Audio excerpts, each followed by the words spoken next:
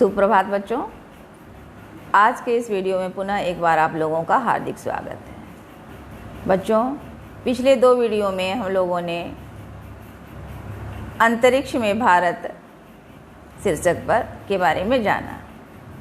इस शीर्षक के अंतर्गत यानी इस पाठ के अंतर्गत अभी तक हम लोगों ने दो अंतरिक्ष वैज्ञानिकों के विषय में जाना है। पहला भारतीय अंतरिक्ष वैज्ञानिक थे राकेश शर्मा और दूसरी थी कल्पना चावला, जिनके विषय में हम लोगों ने जाना है। आज हम लोग एक और भारतीय मूल की अंतरिक्ष वैज्ञानिक के विषय में जानेंगे। ठीक है, तो चलिए देखते हैं क्या है। भारतीय मूल की एक अन्य अंतरिक्ष यात्री सुनीता विलियम्स का जन्म 19 सितंबर 1965 को संयुक्त राज्य अमेरिका में यूस लीड के ओहायो नामक शहर में हुआ था। ठीक है, सुनीता विलियम, इनका जन्म कब हुआ था बच्चों? तो 19 सितंबर 1965 में। और कहाँ हुआ था? संयुक्त राज्य अमेरिका में यूस शील्ड के ओहायो नामक शहर में हुआ था। शहर का क्या नाम था? Use lead Ohio. ठीक है, परंतु ये मैसाचुसेट्स के नीडहैम को अपना होम टाउन मानती थी। इनका होम टाउन कौन सा था? मैसाचुसेट्स के नीडहैम। ठीक है, यहीं पर इनका बचपन बीता। बचपन में यहीं पली बढ़ी रही। हम सभी के लिए यह गर्व की बात है कि सुनीता का भारत से संबंध है, क्योंकि ये भारतीय मूल की हैं। क्योंकि इनके पिता दीपक पांड्या गुजरात प्रांत से संबंधित हैं। इनके पिता का क्या नाम है बच्चों? इनके पिता का नाम है दीपक पांड्या और वे कहाँ के रहने वाले हैं? भारत के गुजरात प्रांत से संबंधित हैं, जो कि एक डॉक्टर हैं। ठीक है, पेशे से ये क्या है? सुनीता विलियम्स के पिता डॉक्टर हैं। 1958 में ये अमेरिका में बस गए। 1958 यानी कि 1958 में ये कहाँ बस गए? भारत से जाकर अमेरिका में बस गए।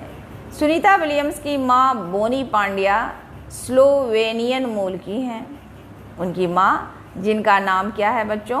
बोनी पांड्या, और वे किस मूल की हैं? यानी कि वे भारतीय नहीं हैं, वे कहाँ की हैं? स्लोवेनियन मूल की। ठीक है, सुनीता विलियम्स ने सन 1983 में नीडहैम हाई स्कूल की परीक्षा उत्तीर्ण की। कहाँ से परीक्षा उत्तीर्ण की? नीडहैम हाई स्कूल से। और कब की? 1983 में। सन 1987 में यूएस नोबेल एकेडमी से बीएस फिजिकल साइंस की डिग्री प्राप्त की और 1995 में फ्लोरिडा इंस्टीट्यूट ऑफ टेक्नोलॉजी से एमएस इंजीनियरिंग मैनेजमेंट की डिग्री प्राप्त की। बच्चे तिथि याद रखेंगे, ठीक है, ईस्वी याद रखेंगे और स्थान भी याद रखेंगे कि उन्होंने कहाँ से डिग्री प्राप्त की। सुनीता को अंतरिक्ष यात्रा की प्रेरणा नील आर्मस्ट्रॉन्ग से मिली। वे कहती हैं कि उन्हें किनसे यह प्रेरणा मिली अंतरिक्ष यात्रा की? नील आर्मस्ट्रॉन्ग से। ठीक है बच्चे, नील आर्मस्ट्रॉन्ग के बारे में पता करेंगे कि वे कौन थे। ठीक है, वे कहती हैं कि मुझे याद है कि मैं 4-5 साल की थी जब एक दिन मैंने टीवी पर नील आर्मस्ट्रॉन्ग को चंद्रमा पर चहलकदमी करते देखा। ऐसा किनका कहना है? सुनीता विलियम्स की, कि जब वे बहुत छोटी उम्र की थी तब उन्होंने क्या देखा बच्चों? कि टीवी पर क्या देखा? कि नील आर्मस्ट्रॉन्ग नामक एक व्यक्ति चंद्रमा पर चहलकदमी कर रहे हैं, यानी कि चलते हुए देखा उन्होंने। उस दृश्य ने मेरे दिमाग में घर बना लिया। उन्हें यह प्रेरणा, अंतरिक्ष में जाने की प्रेरणा कहाँ से मिली?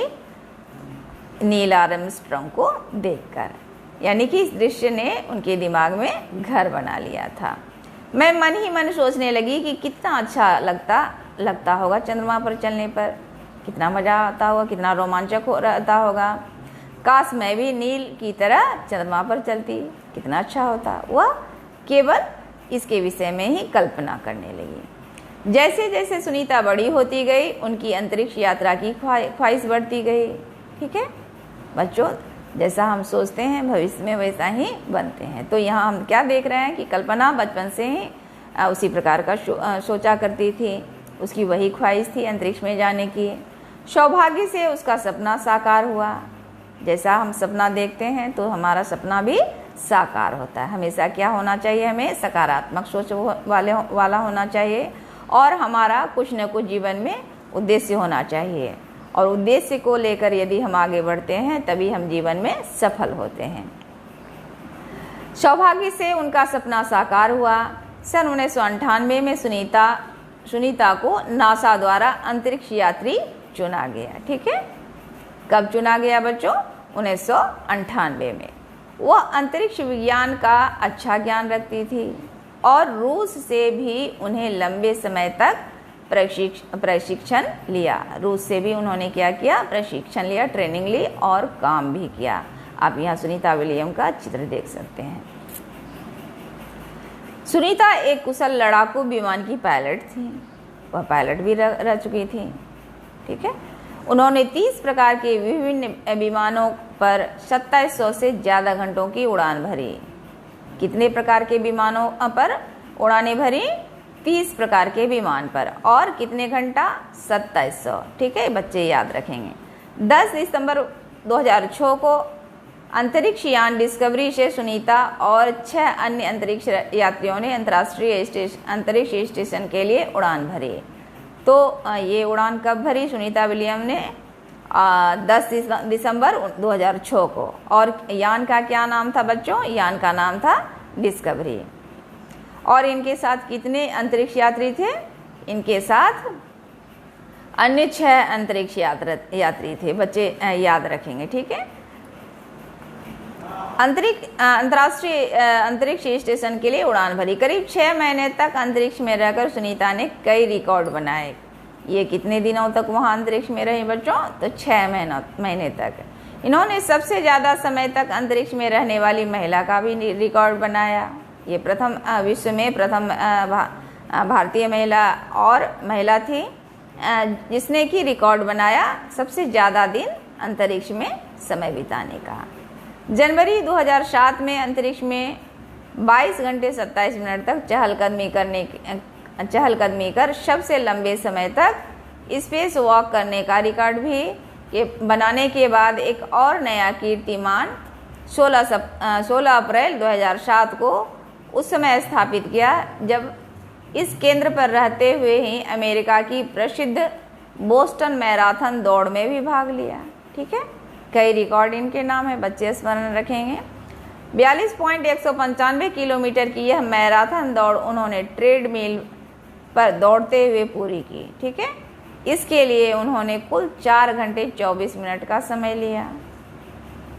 मैराथन दौड़ में अंतर्राष्ट्रीय अंतरिक्ष पर लगभग 6 महीने प्रवास के बाद 22 जून 2007 को सुनीता विलियम अटलांटिस शटल यान द्वारा कैलिफोर्निया के एडवर्ड एयरबेस पर सुरक्षित धरती पर उतर गए। ठीक है, याद रखेंगे बच्चे कि ये वहाँ से प्रवास करने के पश्चात 6 महीने का समय बिताने के पश्चात वापस पुनः धरती पर कब आए?